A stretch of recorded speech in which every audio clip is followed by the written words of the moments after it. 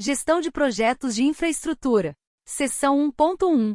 Introdução aos fundamentos de projetos de redes. Metodologia de projetos de rede de computadores. Diálogo aberto. O contexto de aprendizagem desta seção, abordado por meio da situação-problema, retrata uma circunstância bastante comum entre recém-graduados. Pedro e Fernando, ex-colegas de sala, decidem prestar serviços de consultoria em projetos de infraestrutura em tecnologia da informação. Bons conhecedores da realidade dos empreendimentos locais iniciam uma mobilização para buscarem potenciais clientes que queiram implantar uma rede de computadores. De comum acordo, ambos decidiram que todo serviço prestado será conduzido de acordo com as melhores práticas de gerenciamento de projetos e que nada será criado ou executado sem respaldo metodológico. O primeiro desafio vem de um contemporâneo de faculdade. Ricardo, um colega graduado em Direito, decidiu criar seu próprio escritório de advocacia, aproveitando um espaço físico anteriormente utilizado por um pequeno escritório de contabilidade. Com base nos conhecimentos adquiridos nesta sessão, você deverá ser capaz de explicar a Ricardo os conceitos fundamentais de redes de computadores, com linguagem compreensível a um leigo no assunto. Você deverá também ser capaz de sintetizar ao potencial cliente como se desenvolve um projeto de redes por meio da descrição do seu ciclo de vida e esboçar um termo de abertura de projeto, no qual deverão ser identificados os envolvidos no projeto. Nesta fase, há que se ter cautela suficiente para que os temores naturais de clientes cujas demandas envolvam questões técnicas não inviabilizem o negócio. Se o contratador do serviço se depara com linguajar e postura essencialmente técnica do prestador do serviço, há possibilidade de desistência prematura do projeto. Por fim, através do estudo da estrutura analítica de um projeto, você será capaz de esclarecer ao cliente as principais entregas e descrever a ele como o trabalho se desenvolverá. Aproveite bem esta primeira aula. Cumpra com zelo as atividades propostas e seja bastante participativo neste primeiro encontro. Bom trabalho! Não pode faltar. Não é mais possível conceber nosso estilo de vida atual sem as redes de computadores. É quase certo que hoje mesmo você já as tenha usado. E por mais de uma vez. Para ter acesso a este material que ora você lê, foi necessário conectar-se a uma rede por meio de dispositivo apto para esta função, seja um computador pessoal, tablet ou mesmo um aparelho celular. A utilização das redes abrange a maioria dos ramos da atividade humana e seu crescimento é explosivo. Na primeira metade da década de 1990, apenas privilegiados tinham acesso a uma rede. Na segunda metade da década de 2010, elas já são parte essencial da vida produtiva das pessoas e estão espalhadas mundo afora. A ideia de redes inclui a conexão entre dois ou mais computadores ou, de forma genérica, entre dispositivos com poder de processamento e capacidade de compartilhar dados e recursos. A conexão entre dispositivos torna possível, também, a integração entre sistemas gerenciais, aplicações administrativas e sistemas de apoio à decisão. Assimile. Uma rede de comunicação de dados é um conjunto de equipamentos de processamento de dados situados em centros distantes uns dos outros, interconectados por telecomunicação e compartilhando recursos. Há muitos tipos conhecidos de redes e a abordagem individual de cada um deles excederia o escopo deste material. No entanto, vale destaque para alguns que poderão formar base para os projetos que você desenvolverá ao longo do período letivo. Se tomarmos como referencial sua distribuição geográfica, os tipos mais comuns são: item LAN, Local Area Network ou rede de alcance local, rede de abrangência física limitada e com possibilidade de proporcionar altas taxas de transferências de dados e baixa ocorrência de erros de transmissão. Este tipo de rede poderá ser projetado, por exemplo, em situações de compartilhamento de recursos e dados num determinado escritório, dispensada a necessidade de acesso a dados privados disponíveis apenas em servidores situados fora do prédio. Item WAN, Wide Area Network ou rede de alcance metropolitano, rede de abrangência urbana, que proporciona a possibilidade de comunicação entre dispositivos distantes como se fizessem parte da mesma rede de alcance local ou LAN. A aplicação mais imediata para este tipo de rede em seu projeto é a que envolve a comunicação, por exemplo, entre dois ou mais escritórios ou lojas de um mesmo proprietário. Meios de transmissão. Para que a comunicação entre os dispositivos ou nós da rede seja efetivada, é fundamental que o meio de transmissão dos dados seja definido. No nível mais elementar, qualquer comunicação envolve a codificação de dados em uma forma de energia e o seu envio através de um meio de transmissão. Por exemplo, a corrente elétrica pode ser utilizada para comunicar dados através de um fio ou ondas de rádio podem ser usadas para carregar dados pelo ar. Para fins de planejamento do projeto, você deverá levar em conta a abrangência geográfica da rede, o custo de implantação do meio de transmissão, sua facilidade de instalação e o nível de segurança desejado para os dados que por ele circularão, entre outros fatores. A forma mais usual e pouco dispendiosa de se implantar um meio de transmissão são os cabos. No entanto, em seu projeto você deverá considerar a pouca mobilidade proporcionada por este meio. Para que seja possível a conexão à rede, o computador deverá estar, necessariamente, conectado ao cabo. Esta limitação é superada pela implantação da transmissão sem fio. Em vez de transmitir sinais através de cabo, o hardware da rede local sem fio usa antenas para transmitir sinais de radiofrequência. Muito conveniente, não acha? Ocorre que uma transmissão deste tipo tem energia suficiente para trafegar por pequenas distâncias e obstáculos físicos podem bloquear o sinal. É necessário que você fique atento a esta característica quando for desenvolver seu projeto. Outra opção que você poderá considerar em seu projeto de rede é a utilização de fibra de vidro, ou fibra óptica como é mais conhecida. Em relação ao tradicional fio de cobre, este meio apresenta vantagens interessantes. Não causa interferência em outros cabos, já que utiliza a luz para transmitir dados. Outro aspecto importante é que o pulso que contém a parte da informação pode ser carregado por distâncias maiores do que um cabo faria. Segundo Comer, já que a luz pode codificar mais informação do que sinais elétricos, a fibra óptica pode carregar mais dados do que um fio, o que a torna candidata para projetos em que haja demanda por alta velocidade de transmissão de dados. Pesquise mais. Antes de você decidir pela melhor forma de transmissão dos dados da rede em seu projeto, vale a pena relembrar os conceitos relacionados ao assunto. O vídeo indicado contém informações simples e úteis sobre os meios mais comuns de transmissão dos dados. Protocolos e serviços de rede. Em uma comunicação de qualquer natureza, as partes envolvidas devem estar de acordo com um conjunto de normas que regrarão o processo. Nós humanos temos protocolos, por exemplo, para falarmos em uma ligação telefônica, outro para uma conversa informal e assim por diante. No caso da transmissão de dados, as várias formas de comunicação foram acomodadas em diversos protocolos, para que o problema fosse mais fácil de ser administrado. Stalins, 2005. O chamado modelo de camadas estabelece um bom modo de dividir o gerenciamento da comunicação em partes menores. Desta configuração deriva o conhecido modelo ISO de referência, organizado em 7 camadas: física, enlace de dados, rede, transporte e sessão, apresentação e aplicativo. O conjunto de operações implementadas pelo protocolo por meio de uma interface recebe o nome de serviço de rede. As aplicações podem se utilizar de um serviço diferente. Como você bem sabe, o navegador web utiliza-se do serviço HTTP, Hypertext Transfer Protocol ou protocolo de transferência de hipertexto. O planejamento do esquema de endereçamento e do próprio projeto lógico da rede demandarão conhecimento deste modelo e suas partes relevantes serão abordadas oportunamente. Pois bem, isto é o que você precisa, por hora, para relembrar alguns conceitos importantes de redes que lhe serão úteis na elaboração do seu projeto. Iniciamos agora o estudo sobre os fundamentos de gestão de projetos, incluindo o ciclo de vida de um projeto e sua estrutura analítica. Ciclo de vida de um projeto. Quando você está diante de uma tarefa a ser executada, é preciso que coloque sua experiência, seu bom senso e as melhores práticas a serviço de sua execução. Entre outras ações, as tais melhores práticas incluem divisão do trabalho em partes menores e mais facilmente administráveis. É isso que compreende o ciclo de vida de um projeto. Trata-se da divisão do trabalho em fases logicamente ordenadas, estruturadas e que geram entregas quando são concluídas. Ensina Vargas 2009, que as fases do ciclo agregam uma série de similaridades que podem ser encontradas em todos os projetos, independentemente de seu contexto, aplicabilidade ou área de atuação. Reflita.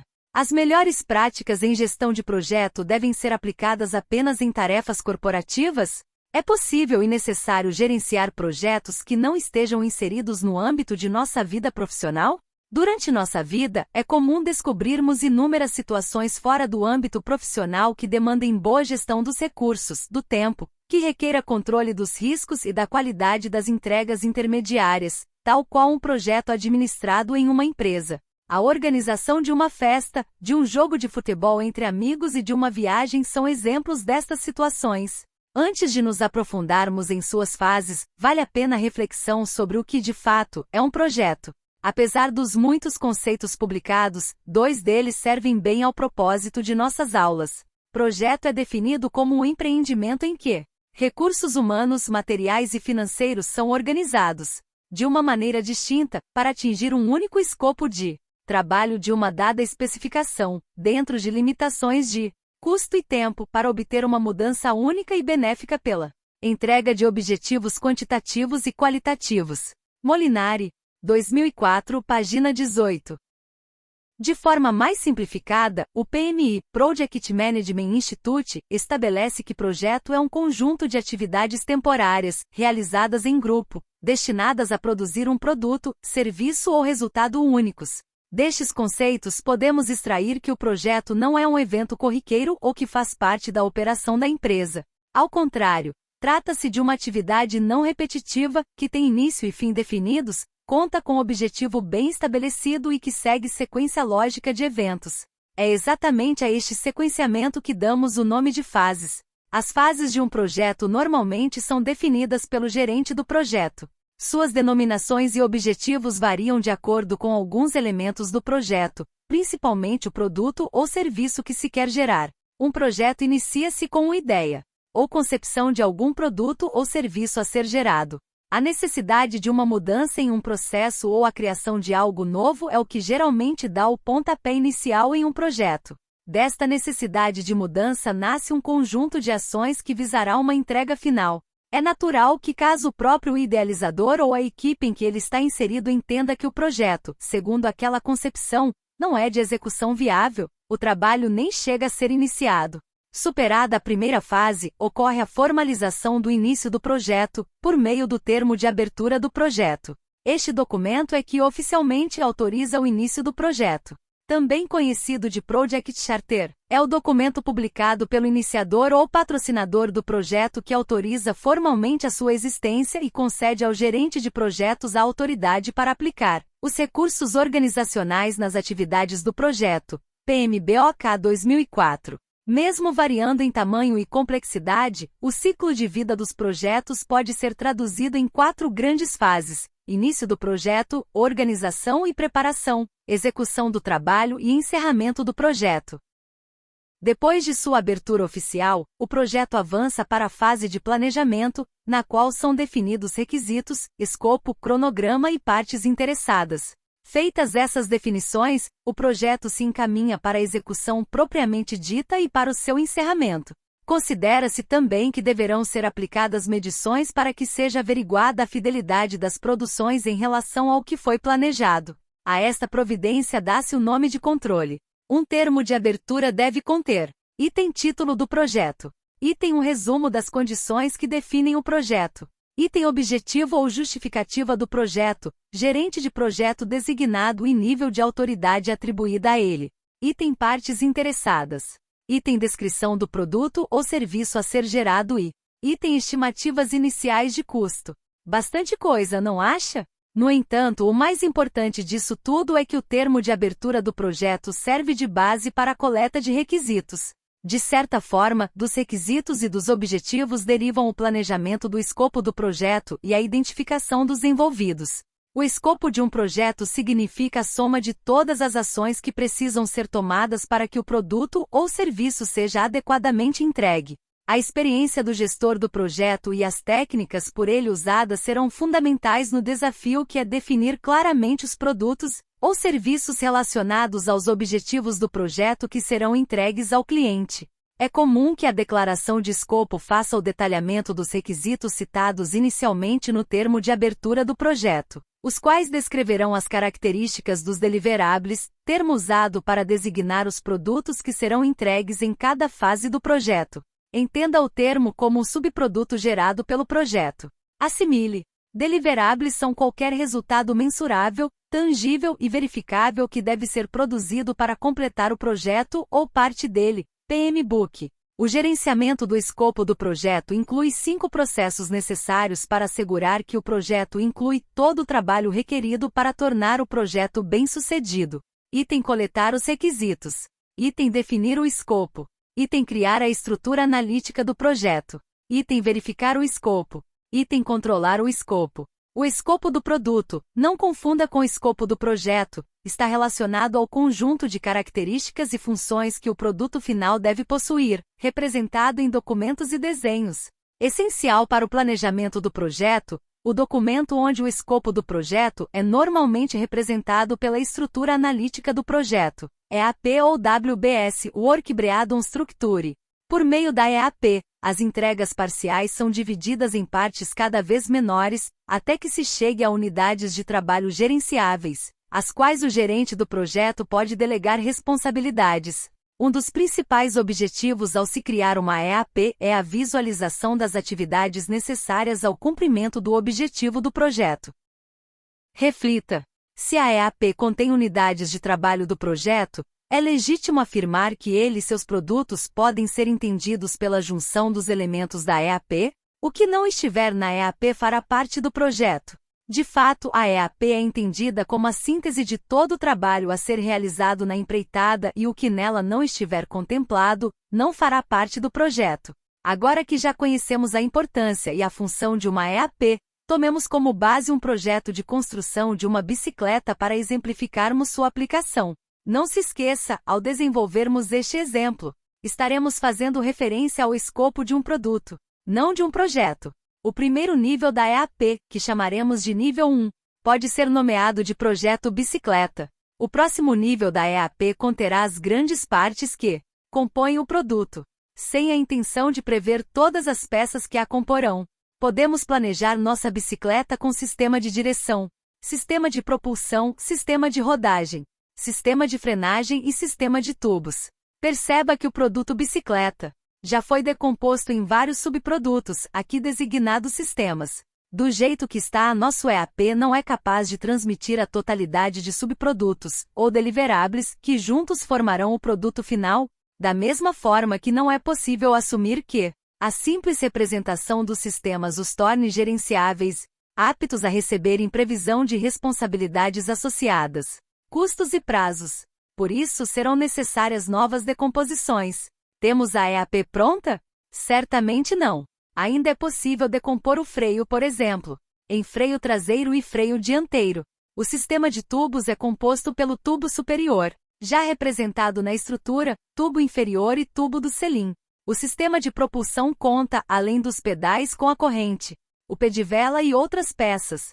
Posto isso, é hora de trazermos estes conceitos para a nossa realidade. Quais seriam os requisitos de um projeto de redes? Como criar um EAP adequado? Nas próximas sessões, teremos melhores condições de respondermos a essas questões. Passemos agora à abordagem da situação proposta. No início desta aula, sem medo de errar, Ricardo conseguiu há pouco permissão legal para exercer a advocacia. Depois de 5 anos empenhando-se como discente no curso de Direito, eis que surge a oportunidade de montar seu próprio escritório.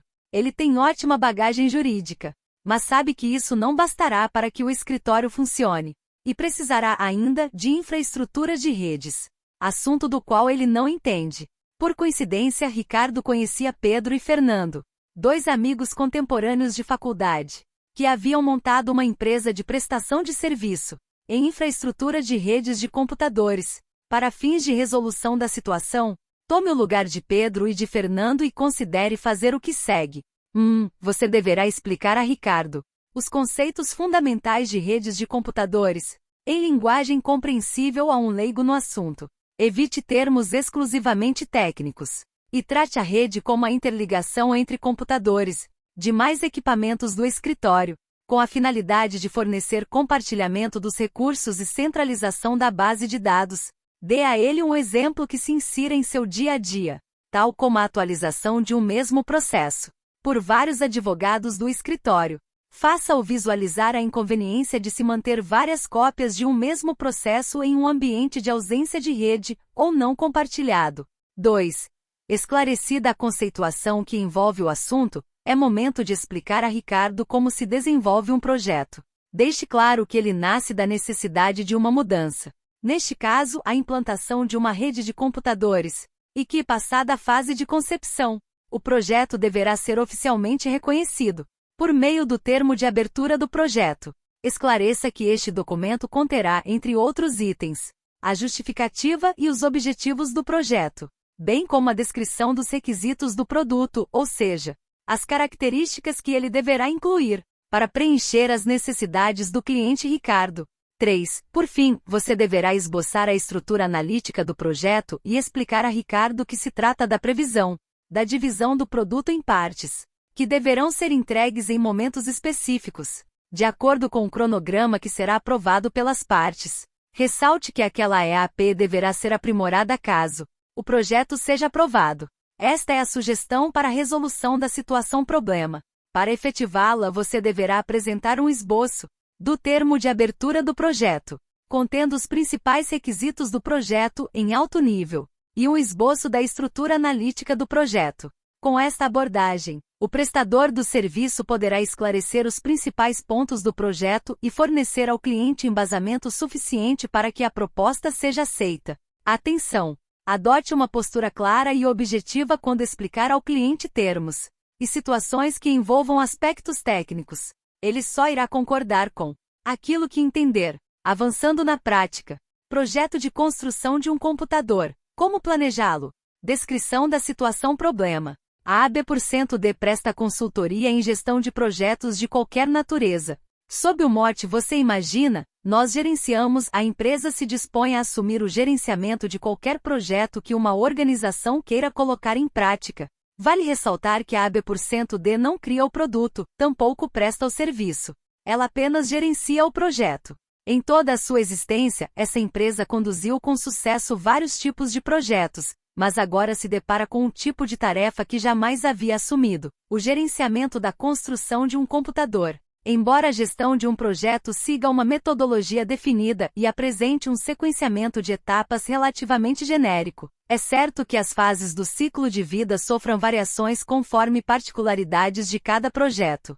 O desafio que se propõe é que seja colocada sua experiência no assunto de computadores e seu conhecimento recém-adquirido em gestão de projetos no planejamento deste trabalho. Como você dividiria e nomearia as fases deste projeto?